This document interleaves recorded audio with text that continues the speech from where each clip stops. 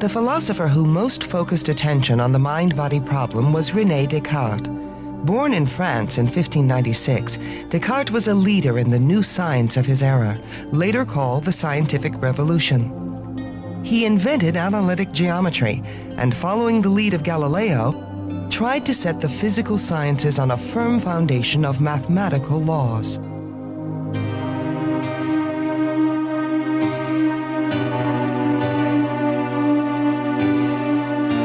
Descartes is a perfect example of the philosopher as a solitary thinker. Although French, he chose to live most of his life in Holland, where religious tolerance allowed him to work in peace. He would often stay in bed for most of the morning, pursuing ideas. He writes his meditations, he says, when he has no passions and no jobs, utterly, he says, with no involvements and no concerns, and then he can think philosophy and really get it right about reality. In Descartes' era, skepticism, or casting doubt on everything, was fashionable. In one famous meditation, Descartes posed every skeptical argument he could against the possibility of knowing anything for certain. Then he concluded that there was one thing he could know beyond any doubt. I noticed that whilst I thus wished to think all things false, it was absolutely essential that the I who thought this should be somewhat. And remarking that this truth, I think, therefore I am, was so certain and so assured that all the most extravagant suppositions brought forward by the skeptics were incapable of shaking it. I came to the conclusion that I could receive it without scruple as the first principle of the philosophy for which I was seeking. Many would contend that mental experience is not as certain as Descartes believed, but for others, his argument rings true. We have more confidence in the reality of our own conscious experiences than we have in the external world, than experiences in others, than in distant stars and galaxies, and so on. We know about this more certainly than we know about anything else. This was one of Descartes' points. I think this is one of Descartes' points which has not been overturned. What looks like the very attractive call of Descartes to us is set aside all appeal to authority, all appeal to what comes from outside. Don't take it on somebody's word. Check it out. Check it out yourself. How then would Descartes address the mind-body problem? Reflecting further on his thinking self, I saw that I could conceive that I had no body, and that there was no world nor place where I might be. But yet that I could not for all that conceive that I was not. From that, I knew that I was a substance, the whole essence or nature of which is to think, and that for its existence there is no need of any place, nor does it depend on any material thing. Descartes saw this same distinction between mind and body reflected in all of nature. In 17th century philosophy, a substance was regarded as something that didn't depend on anything else for its existence. Descartes maintained that the entire universe consists of two substances: matter, which exists in space, and mind, which has no spatial or physical properties and exists only in God and human minds. The doctrine became known as Cartesian dualism. Cartesian dualism is a view that, as I see it, has very little chance of being true. It is a sort of an empty place waiting for someone to put a theory there. We'd like, for example, to be told just what is this mind stuff made of? What are its elements? What are its structural and dynamical properties? How does it behave over time? These are things that Descartes never gave us, nor any of Descartes' followers ever gave us. Perhaps the hardest question for Cartesian dualism to answer is this: if mind and body are separate and distinct substances, how can they interact? How can something outside the material world reach in and affect something in the material world without breaking basic laws of physics? There are some well-known physical laws, let's call them well-established physical laws, called the first law of thermodynamics, which says that energy is neither created nor destroyed, and the law of conservation of momentum, which says that the total momentum in any closed physical system is always a constant. If we're going to have a law of conservation of energy, but we're going to have the mental separate from the physical, isn't this law of conservation of energy of the physical world going to be violated by having the mind poking around in there and moving things? Descartes recognized that, and Descartes had a theory that if the mind somehow wigwagging a useless gland in the brain called the pineal gland, which actually, according to modern paleontology, is a residue of a prehistoric third eye in the top of the head. No use for it was known in Descartes' day, much less its origin. The soul has its principal seat in this little gland which exists in the middle of the brain. The machine of the body is so formed that from the simple fact that this gland is diversely moved by the soul, or by such other cause, whatever it is, it thrusts the spirits which surround it towards the pores of the brain, which conduct them by the nerves into the muscles, by which means it causes them to move the limbs. So he thought, lack of anything better, that would be his explanation of how mind worked on body. But if there is even the slightest change in either the energy or the momentum of even the tiniest particle in your brain that isn't already explained by its energy exchange with some other purely physical particle, then what you've got is a flat violation of one or both of these two fundamental laws of nature. Few people have accepted Descartes' theory of the pineal gland, but his dualism did have an appeal for more basic reasons. Even philosophers who don't agree with Descartes' dualism, and that would be the majority of philosophers today, still wrestle with it because there is something rather right about the idea that in addition to my body, I have a mind which is not physical. Some interpreters of Descartes have seen his dualism as an attempt to keep peace between the new science and the church. It allowed science to explore and explain the physical world, and the church to maintain its authority over the world of souls. But many advocates of the new science objected to the idea of mind as a non-physical substance. Why not go the other way and suppose that everything in the universe is matter? Then figure out how to account for mind in terms of matter. This position is known as materialism. The most outspoken materialist in Descartes' era was the British philosopher Thomas Hobbes. For Hobbes, the universe consisted of matter in motion, nothing else. Asked to comment on Descartes' notion of mind, Hobbes wrote, "We can conceive of no activity whatsoever apart from its subject. We cannot think of leaping apart from that which leaps, of knowing apart from a knower, or of thinking without a thinker, and hence it seems to follow that that which thinks is something corporeal."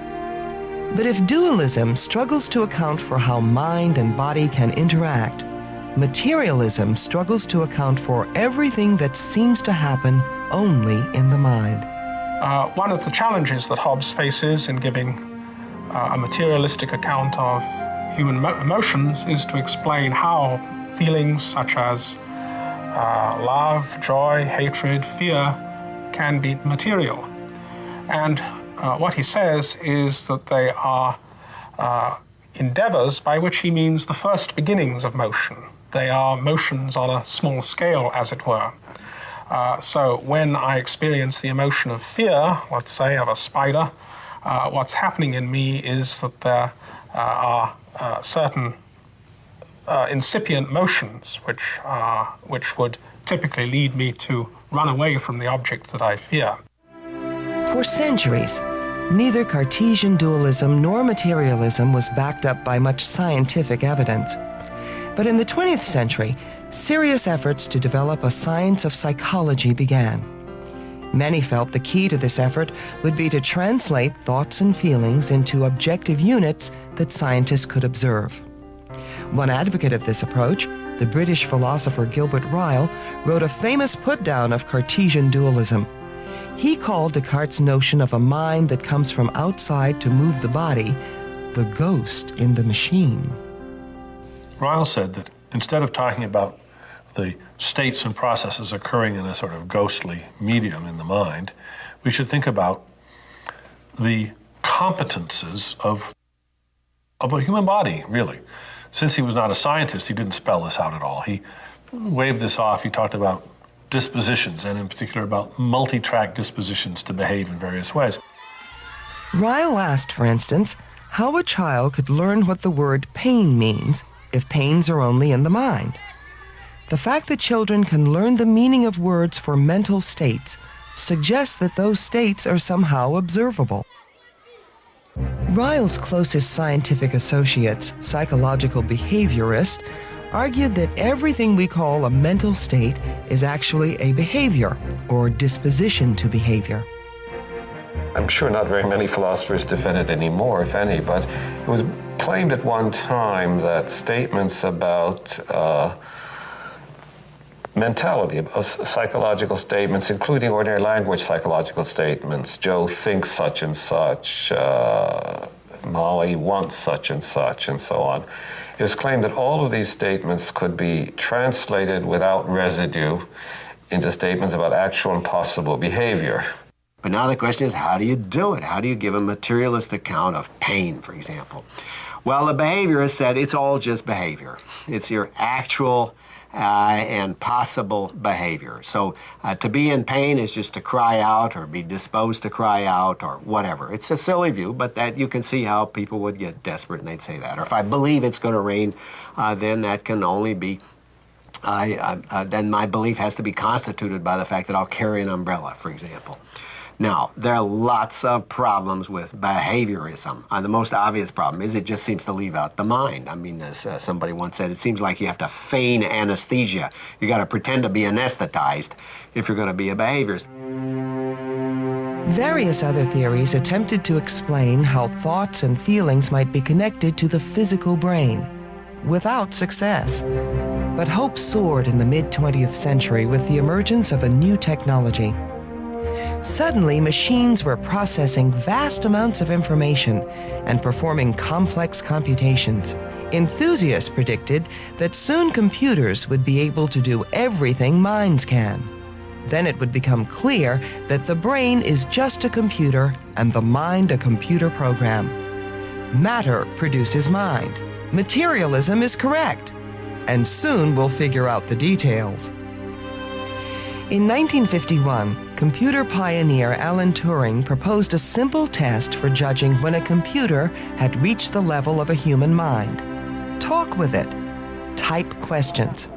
Have both humans and computers type back answers. And when a computer can cause humans to think it's human, then it will have equaled a human mind. Many philosophers have presented arguments against the Turing test. One of the most famous comes from John Searle. If the idea is, well, the computer has mental capacities just in virtue of implementing the program and passing the Turing test, you can refute that in 2 minutes. And the refutation is just imagine that I am the computer. And let it be for some capacity that I don't, in fact, have. And I'm locked in a room with a bunch of boxes full of Chinese symbols, and I have a rule book, that's the computer program, for manipulating these symbols. And they pass me questions in Chinese, and I look up what I'm supposed to do in the book, and I give them back symbols, also in Chinese. And after a while, we suppose I get so good at manipulating the symbols, and they get so good at writing the program, that I pass the Turing test. My answers are indistinguishable from native Chinese speakers. All the same, I don't speak a word of Chinese, and I don't understand any Chinese. Now, what does this show? Well, the bottom line is, if I don't understand Chinese on the basis of implementing the Chinese language understanding program, then neither does any other digital computer solely on that basis, because no computer has anything I don't have. So the distinction between the computer and the mind is that the computer just manipulates formal symbols, syntax, syntactical objects, whereas mind has something in addition. to symbols. It's got meanings. That's not a weakness of the computer. That's why we use computers. You can forget about the meanings and just go with the syntax. Just go with the meaningless symbols. But if you're talking about human minds, the essential thing about the mind is it doesn't just have formal symbols, it's got mental contents. Supporters of the Turing Test argued that while the person in the Chinese room couldn't understand Chinese, the whole setup of room, program, boxes, and person could. In fact, any computer able to pass the Turing Test would have to be tremendously powerful, not like the hapless fellow pictured by Searle. But hopes that computers would quickly catch up with the mind ran into other problems. In his 1972 book, What Computers Still Can't Do, Hubert Dreyfus pointed out some capacities of the mind that computers are failing to match. One was a sense of relevance. Even if you stored all the facts that you could about the world and as a bunch of facts, you wouldn't be able to get out the relevant ones when you wanted it. We have a capacity, amazing capacity, of just bringing out the relevant information. I used as an example, if we were betting on a horse race and we knew that the jockey had hay fever and we saw that the field was full of blooming goldenrod, we would know right away, don't bet on that horse ridden by that jockey. Another distinct capacity of the mind is common sense. Just getting all the information into a system that only has in it facts misses the huge amount of stuff we know, not as facts, but just as ways of doing things. I once saw a cartoon which was directions for using a doorknob, and it was saying, get to the door, place yourself 3 or 4 inches from the door, face the door, put your right hand over on this doorknob, rotate it, and so forth. I mean, the amount of instructions you would need just for going through a door would be immense, and probably wouldn't work either if there was any sort of breakdown, like something in the way or something. What Bert was saying at the time, and he turned out to have been right, was that, gentlemen, you're going to run into certain kinds of problems here because you're ignoring these kinds of phenomena that are already visible in human cognition. And in the event, after 10 years, 15 years, 20 years went by, the kinds of abilities that Bert pointed to, the ability to recognize faces, the ability to make a ham sandwich, the ability to get dressed in the morning, these turned out to be just the sorts of things that it was exceedingly difficult to get computers to do at all. The failure of computers to match the human mind spurred researchers in artificial intelligence and neuroscience to look more closely at the differences between computers and brains. What typical computers do, the machines on your desktop, serial digital machines, is spread the computational load over time. They can afford to do that because they function very, very fast. The speed of information transmission inside a computer is essentially the speed of light. They can do things very fast in time. The brain can't do that. The brain is very, very slow. What the brain does is distribute the computational load, not over time, but over space, over millions and millions, billions of neurons spread over the surface of your brain, and it processes the information that they contain all at once in a million little different places. Brains are millions of channels wide. They're all operating at the same time, and they're not running synchronously. They are running sort of out of phase with each other and sometimes in phase with each other, sometimes holding hands, sometimes relaxing. They are parallel processors. The effect is if you had all the home computers in the world running at the same time and occasionally passing simple messages back and forth, that would be more or less the architecture of a single human brain, although much simpler than a single human brain. Human brains are really just staggeringly complex structures. Presented with such staggeringly complex structures, people on both sides of the argument recognize we need to learn more about artificial intelligence and neuroscience before we can draw any firm conclusions. Materialists argue that the mystery of the mind is an illusion that science will clear up. Science has gained deep and penetrating accounts of things that are familiar in our everyday life And they've gained explanatory purchase on them by identifying them with an underlying reality, with molecules, with molecular motion, with electromagnetic waves, with flowing electrons, and so forth. This is what has made modern science so successful as it is, technologically speaking. We hope for the same thing where the mind is concerned. We think that, we're inclined to believe that. We think the evidence suggests that we will understand mental phenomena better when we appreciate what their underlying neurophysiological nature is, their neurofunctional, their neurochemical, their neuropharmacological nature.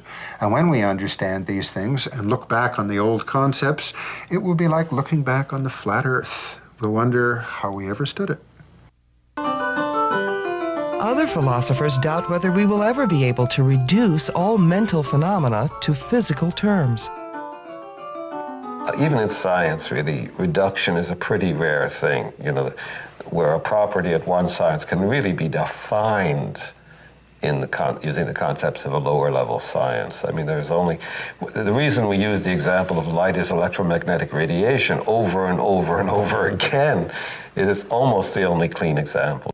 I think, can see right off why this reductive kind of project is a dead-end project. It looks exciting sometimes scientifically, because after all, what our modern science aims at is precise explanation and prediction. So it looks exciting from that point of view, but it looks exciting only at the expense of leaving out all that's really interesting to explain. It never ends up explaining because what's really interesting to explain gets lost. So neuroscience is certainly doing a better and better job of explaining the functions, how it is that we discriminate and integrate and control our behavior. But explaining those functions better and better and better doesn't do anything to remove the further problem of explaining subjective experience. So you were reminded of remember the cautionary story of the drunk looking for his keys at night under the lamppost, and somebody finally asked him, well, did you drop them here? And he said, no, I dropped them way over there, but there's so much more light here, right? So you, in a sense, you lose sight of what you're trying to explain, what you're trying to examine, because a certain way of proceeding casts so much light on whatever it's casting light on, but it isn't casting light on what you really want to know, which is how human beings operate, how they are selves, what it is to be a self. Accounts of what it's like to be human most often center on the experience of consciousness. The subjective, first-person nature of conscious experience resists being explained in objective, third-person terms. When I look out at the world, there's a bunch of objective things going on in my brain. But what's truly interesting is what happens subjectively. I look out at that red apple, and I have an image of a red apple in my mind's eye. It feels like something. I have that ineffable quality of redness as I have a subjective experience. And one's consciousness consists of a whole array of those conscious experiences. In vision, in hearing, one hears a bunch of sounds, the sound of middle C in the distance, maybe the feeling of warmth and coldness, a stream of conscious thought running through one's head, maybe a little sparkle of happiness, or the weight somehow of despair, all these subjective feelings which kind of together constitute the contents of one's consciousness. Materialists respond by comparing minds to illusions, like sunrises. Through the ages, people were convinced that the sun rose each morning. But once science came to understand the actual motions of Earth and sun, it became clear that the sun only appears to rise. For materialists, consciousness, mind, and soul are similar appearances. We will see through them as soon as we understand how the brain actually works. In the history of human thought, whenever there's been something that's mysterious, we've sort of pumped a little guy in there, a poltergeist or homunculus, and said, that explains it. Of course, it doesn't explain anything. The whole trick to explaining any of these phenomena is to get that little guy out of there. But within the notion of reduction, you need to distinguish between those reductions that get rid of a phenomenon by showing that it was really something else, that it really wasn't there at all, like sunsets. Sunsets weren't there. It's an illusion created by the rotation of the Earth on its axis. But there's another kind of reduction where you just explain something. And I'm saying you can explain consciousness. I don't see any problem about explaining it, but you don't eliminate it. For most people, I think the idea that plants have souls, or that plants have minds, or that, say, simple organisms have minds, we can sort of see how they're just a lot of really fancy machinery. The one we're really resistant to is our own soul. The idea that I am just all this machinery, that what I am is a point of view enabled by all of this machinery. But that's what I am. And here's the bottom line of this discussion. The basic point is, you can't do an eliminative reduction on something that really exists, and consciousness really exists. The fact that there's a body that has that point of view is all there is to being conscious.